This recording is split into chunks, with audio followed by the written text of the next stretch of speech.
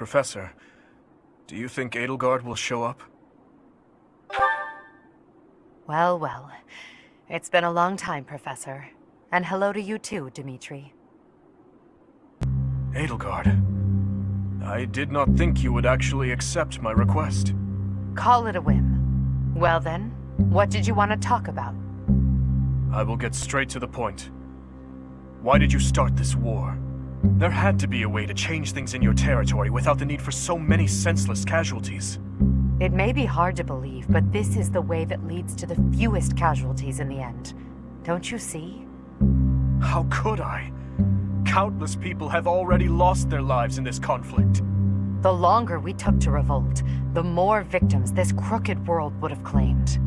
I weighed the victims of war against the victims of the world as it is now, and I chose the former. I believe that I have chosen the best path, the only path. Even after seeing the faces of those who have suffered the ravages of war, you would still force them to throw their lives away for the future?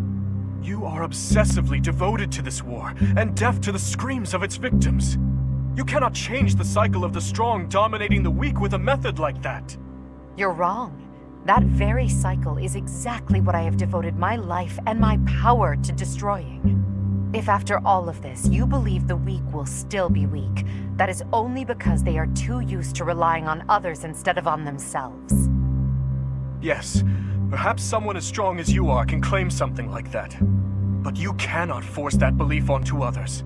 People aren't as strong as you think they are. There are those who cannot live without their faith, and those who cannot go on once they have lost their reason for living. Your path will not be able to save them. It is the path of the strong, and so it could only benefit the strong. So you consider me strong, do you? Even if one clings to their faith, the goddess will never answer them. Countless souls will be lost that way, living without purpose. And I can be counted among those who have died that way as well.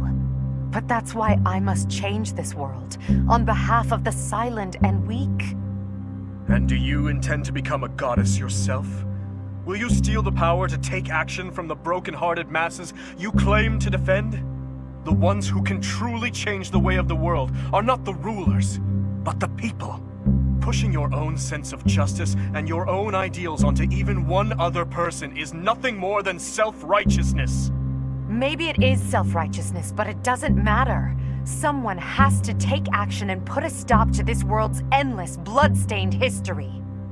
Do you not believe in the power of the people to join together and rise up?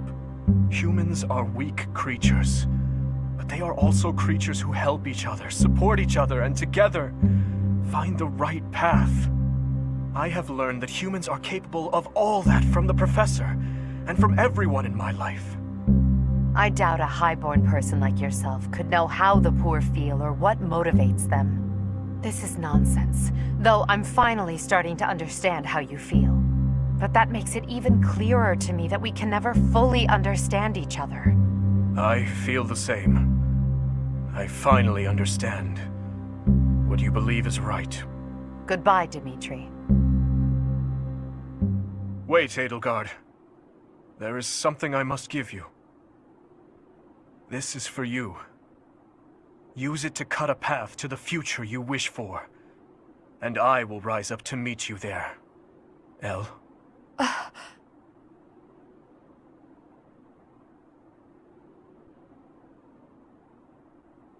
Elle!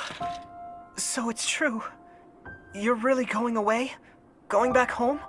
There's nothing I can do about it. It's all happening so fast. I'm as surprised as you are. Elle.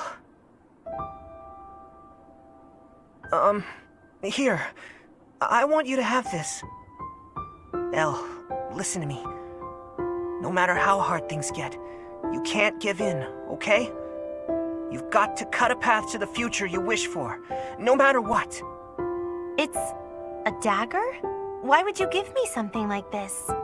Oh, I'm sorry. I couldn't think of anything better to give you. Edelgard, what are you doing? It's time to go. Hurry and get in the carriage. Oh, I'm sorry, Uncle. I have to go now.